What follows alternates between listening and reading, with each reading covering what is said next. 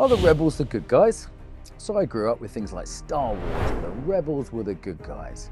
And I didn't really question it. I just thought, well, that must be the good guys. I want to be like James Dean from the 50s, rebel rock stars from the 60s, Star Wars from the 70s. It was always the cool rebel cop. If it was someone in a position of authority like a policeman, it would always be like the cool maverick rebel cop. Maverick from Top Gun, literally called Maverick. It was always the rebel, it was always the outsider. I never questioned this. I actually embodied it. I decided, you know what, at school, I'm not going to do what I'm told. I'm going to do things my way. And I remember even practical things like trying to learn to drive. I was like, I don't have to learn by the rules. I'll do it my way. Fourth time, pass my test. Relationships. I'm going to date girls. I'm going to do it my way. I'm going to be an open relationship. I'm going to do this. I'm going to do that. Didn't work out great. Health issues. I don't need to go to the gym. I don't need to exercise. I'll do it my way. That didn't end great. What was I lacking? Restraint. I'll be a rebel. I'll drink all the time. Yeah, it just led to me being a sad alcoholic. Scraped through university doing it my way. Trashed a load of my early relationships.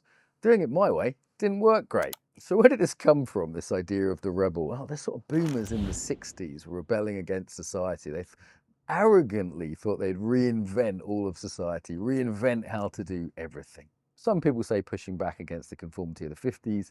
Some people say it was more led by consumer culture, which puts the individual consumer at the center, and the restraint that comes from community, tradition, membership in group, that's all thrown out the window because it can get in the way of the consumer spending. Some people say it's actually an outgrowth of Christianity, which saw the outsider as worthy, which saw the exception, or that who had been the lost sheep, the person who'd been scorned, as admirable and someone actually that had human dignity. Of course, that was always offset by Jewish tribalism, a Jewish sense of strict Torah and rules, and it was considered a balance, the New Testament balancing the Old Testament of the strict rules and traditions and tribe.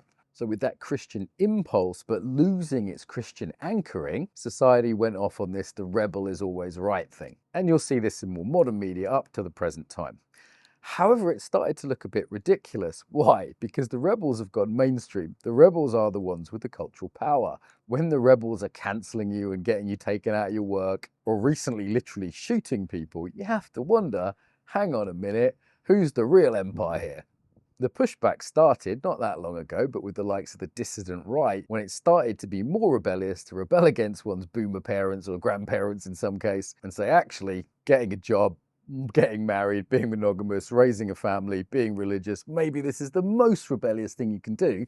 Now this liberal supposed rebellion has taken over the world culturally. So there's a weird fight going on for who are the rebels now. In a way though, I'd say still trying to fight for that rebel position is still the same game. It still lacks maturity. In a way, it's been stuck in a teen phase of having to push back against one's parents, i.e. the culture, and we're just trying to define who the parents are. Is it the liberal culture that's taken over, or is it the traditional culture of sort of family and nation, Christianity and heritage, which hasn't really existed in most countries for a while? So what is a mature position? Well, the initiated man embraces the father. It might be your literal father, and accepting cases of actual abuse, that's probably advisable.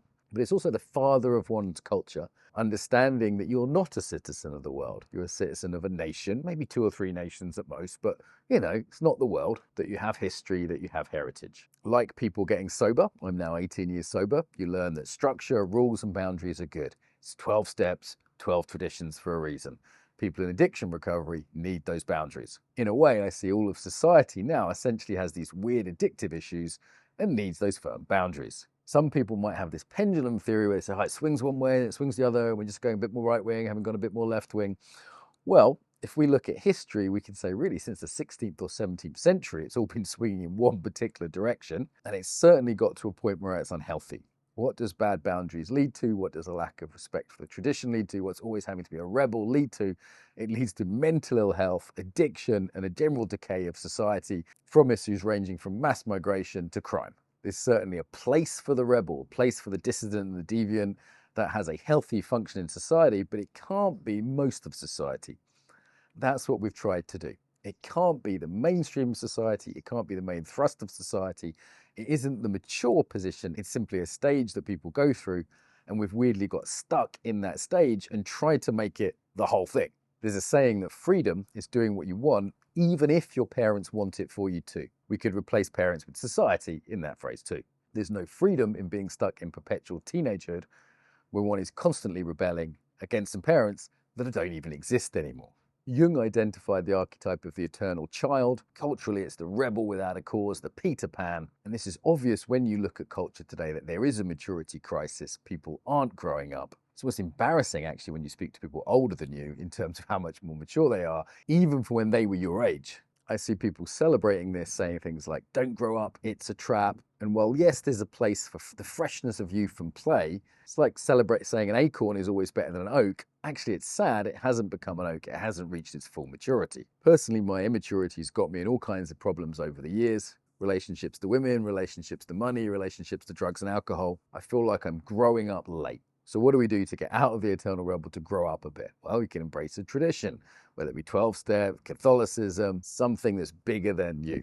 This is really about being in service to something beyond oneself and to understand where you come from, to study your heritage, to study your history, to embrace that rather than the self-loathing we see in the liberal metropolitan elites today. Sometimes I see people dressing up in suits as a way to become mature, and well, yeah, okay, great, it can be an outward symbol, but it's not about cosplaying maturity. Doing this video in a leather armchair in an old-fashioned British sort of library, well, aesthetically is quite nice, but it wouldn't make me any more or less mature. A key aspect for any young men or older young men watching this is commitment, whether that be in a relationship, to one's work, committing to something, closing down options. The immature person wants to do exactly what they want all the time.